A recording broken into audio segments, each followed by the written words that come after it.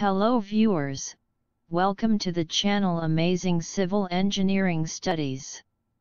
Time to enter the world of civil engineering. Today we are going to discuss about reciprocal labeling. Before that we will discuss about few topics like what is labeling and what is the different types of labeling in surveying. I think we will learn about what is labeling. It is a very important for any structure कि हमारा जो surface हो वो level हो, तभी हम उस पर कुछ कंस्ट्रक्शन कर सकते हैं. तो बेसिकली लेवलिंग क्या है, एक सर्वेइंग की ब्रांच है जो क्या करता है, डिफरेंट पॉइंट्स पे मीज़र्स को लेवल करता है. मीज़र इन द सेंस उसकी बिल्डिंग की एलिवेशंस, उसकी हाइट क्या होगी ग्राउंड पॉइंट से, ये सारी चीज़ें जो डिस्कस करना या इन चीज़ों को स्टडी करना, इसको हम क्या कहते हैं, लेवलिंग. अब वी नो, जैसे कि हमें पता है कि बहुत सारी टाइप्स की लेवलिंग होती है. डायरेक्ट लेवलिंग होती है, टिग्नोमेट्रिक होती है, बैरोमेट्रिक होती है, स्टेडिया लेवलिंग होती है. तो इनमें हम जो आज डिस्कस करने वाले हैं, हम एक डायरेक्ट लेवलिंग का एक मेथड डिस्कस करेंगे जिसको है हमारा रेसिप्रोकल लेवलिंग.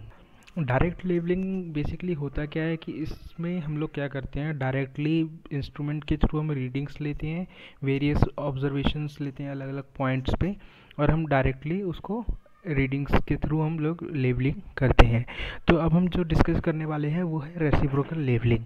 हमको रेसिप्रोकल लेवलिंग की क्यों क्या ज़रूरत है, क्यों हमें रेसिप्रोकल लेवलिंग करना पड़ता है. हम डायरेक्ट सिंपल लेवलिंग कर सकते हैं, पर हमें रेसिप्रोकल लेवलिंग क्यों ज़रूरत है.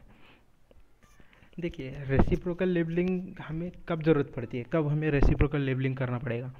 मान लीजिए कि हम कोई सर्वे कर रहे हैं या लेवलिंग के लिए हमने इंस्ट्रूमेंट लगाया, लेकिन अगर कोई ऑब्स्ट्रक्शन बीच में आता है, सच एज कोई रिवर आ जा रहा है या बहुत बड़ा गैप है, तो उसकी जगह पे क्या होता है, सबसे पहली चीज़, सबसे बड़ी दिक्कत क्या आती है, जो हमारी शॉर्ट साइट्स होती हैं, ठीक है, उसमें दिक्कत आती है.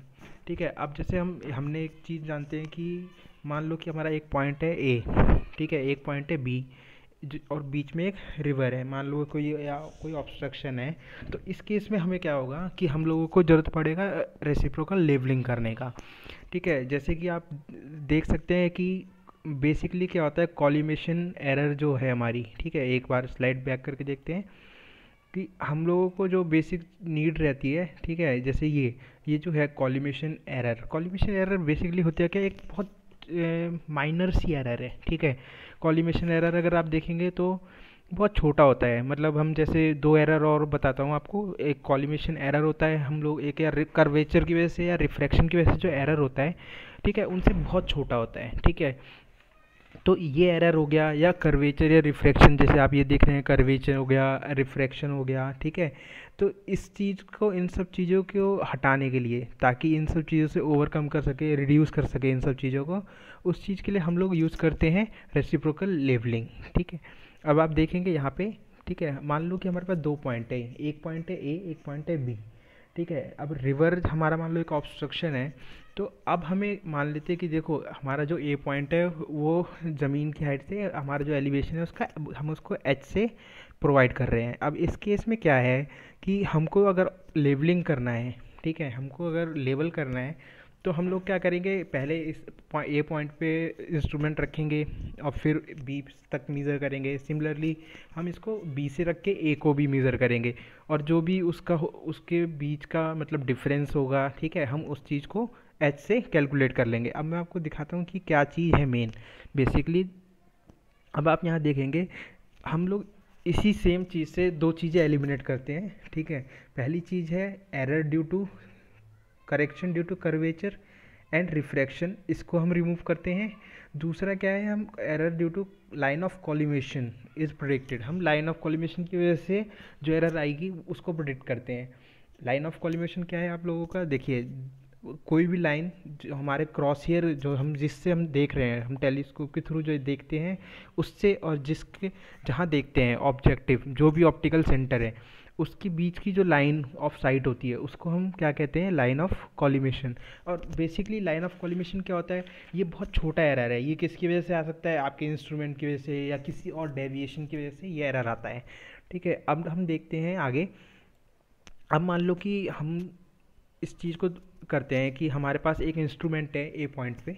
ठीक है, हम मान लेते हैं कि वो बी से एच हाइट पे अब हाइट पे है, ठीक है, बी से ऊपर है। अब इसी सेम चीज़ में क्या है, अब आप देखेंगे इस डायग्राम के हिसाब से, ठीक है, हमारे पास दो लेवल है A and B, height difference है बिटवीन उन दोनों के बीच का हाइट डिफरेंस है एच।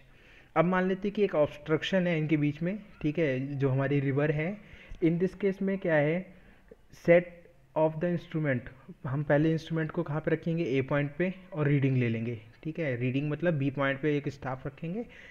सिमिलरली क्या करेंगे, बी पे इंस्ट्रूमेंट को रखेंगे और ए के लिए रीडिंग नोट कर लेंगे।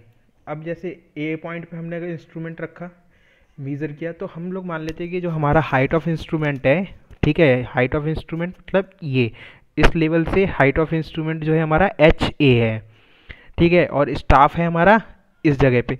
तो जो हमारा वी फाइंड द, इसमें देख रहे हैं हम एक कॉम्बिनेशन करेक्शन आ रहा है, ठीक है, सी आर। तो इस पॉइंट से लेके और यहाँ तक की जो हाइट होगी वो होगी एच बी।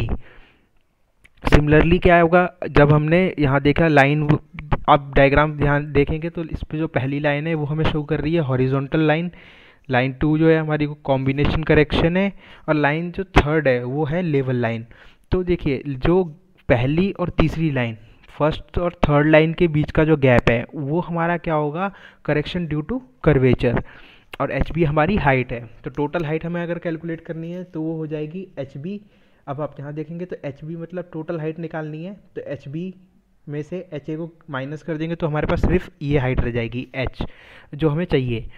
अब सिमिलरली क्या होगा, अब देखिए हाइट ऑफ, टोटल हाइट निकालना है तो करेक्शन को हम हटाएंगे यहाँ से, तो हाइट ऑफ बी, बी में से क्या करेंगे, अब देखिए बी में से हम लोग ये करेक्शन, हमें क्या चाहिए, ये हाइट चाहिए।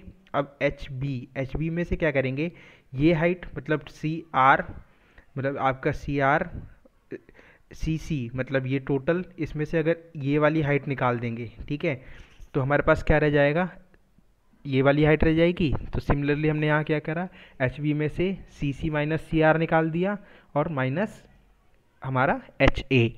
अब सिमिलरली हम क्या करेंगे, जब इंस्ट्रूमेंट को मूव कर देंगे, हमने अब इंस्ट्रूमेंट को क्या करा, बी पॉइंट पे रख दिया। आप देख सकते हैं अब इंस्ट्रूमेंट हमारा बी पॉइंट पे है, और इसमें भी सेम वही चीज़ें हैं, हम लोग height of instrument point B पे मान लेंगे H dash B, horizontal line एक है हमारी, एक रिफ्लेक्टेड है, एक लेवल लाइन है। तो सिमिलरली इसमें भी ये हो जाएगा H B dash minus H A dash, तो इधर पे क्या हो जाएगा, वही कर्वेचर सी सी वाला हमारा ये, एंड सी आर, दोनों को माइनस करेंगे, एक इक्वेशन हमारी ये बनेगी हाइट के लिए, एक हमारी इक्वेशन ये बनी है हाइट के लिए। अब हम क्या करेंगे, दोनों इक्वेशन को ऐड कर देंगे, दोनों इक्वेशन ऐड करेंगे तो 2h हमारे पास पहले हो जाएगा और उस इक्वेशन ये रहेगी। अब आप यहाँ पे देखेंगे ये चीज़ हमारी कैंसिल आउट हो जाएगी, ठीक है, आप अगर इसे देखेंगे तो ये दोनों चीज़ें कैंसिल आउट हो जाएगी प्लस माइनस की वजह से। तो अब ये चीज़ हमारे पास इक्वेशन जो आएगी मेन वो है ये, हमारी जो मेन इक्वेशन अब रह जाएगी वो रह जाएगी कौन सी, ये इक्वेशन हमारी मेन इक्वेशन है। मतलब अगर हमें कैलकुलेट करना है हाइट तो हम इसके थ्रू हाइट कैलकुलेट कर सकते हैं, और बाद में यही हाइट को यूज़ करके हम रिड्यूस लेवल कैलकुलेट कर सकते हैं, ठीक है। लेकिन यहाँ पे आप देख सकते हैं कि ये चीज़ और ये चीज़, ये जो हमारे करेक्शन थे वो कैंसिल आउट हो गए हैं, तो उसकी वजह से हम देख सकते हैं कि हमने जो करेक्शंस थे, एरर जो आ रहे थे करेक्शन की, इसकी वजह से वो हमारे रिमूव हो गए हैं, ठीक है। अब नेक्स्ट अब हम देखेंगे एक एग्जाम्पल जिसमें हम समझेंगे कि कैसे यूज़ करना है। अब इसमें एक एग्जाम्पल में क्या है कि एक दो पैग्स लगे हुए हैं, पैग मतलब आपके इस तरीके से पॉइंट्स हैं दो, ठीक है, एक ए पॉइंट है हमारा और एक है हमारा बी पॉइंट। इसके बीच का जो उसने गैप बताया है वो है आपका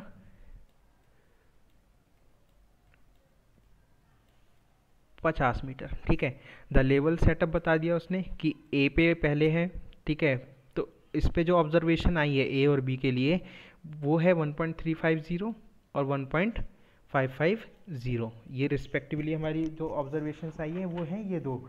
तो इसकी वजह से हमें क्या पता चलेगा कि जो हमारा बी की जो हम देख रहे हैं पॉइंट बी पे जो रीडिंग है वो है 1.550 और पॉइंट ए पे है 350। इसकी वजह से इसका मतलब क्या होता है कि जो बी का लेवल है वो ए से क्या है, कम है। ए मतलब ए की हाइट अभी इधर कम दिख रही है, बी की ज़्यादा, तो मतलब बी हमारा डाउन में है। ऐसे ही हमने जब इंस्ट्रूमेंट शिफ्ट किया बी पॉइंट पे तो स्टाफ की रीडिंग बी पे क्या आ रही है 0.750 और ए पे आ रही है 0.550। अब मान लेते हैं कि हमारे पास जो रिड्यूस लेवल है ए पॉइंट पे वो दिया है 100.2 मीटर। तो हमें फाइंड क्या करना है, रिड्यूस लेवल मीटर में पैग एट पॉइंट बी। तो अब देखिए इसमें हम क्या करेंगे, अब देखिए हमारे क्वेश्चन से जो चीज़ें हैं वो है हमारे पास ए बी के बीच का डिस्टेंस जो बताया था कि ये और ये पॉइंट है, इसके बीच का डिस्टेंस है 50 मीटर। एच ए हमें गिवन है, एच ए है हमारा हाइट एट पॉइंट ए, ऐसी height at point B. Similarly यहाँ से हम देखेंगे कि एच ए और एच बी डैश और एच ए डैश दिया हुआ है, हमें रिड्यूस लेवल गिवन है कि 100.20 मीटर पे रिड्यूस लेवल है। तो हम क्या करेंगे, सीधे फार्मूला लिखेंगे।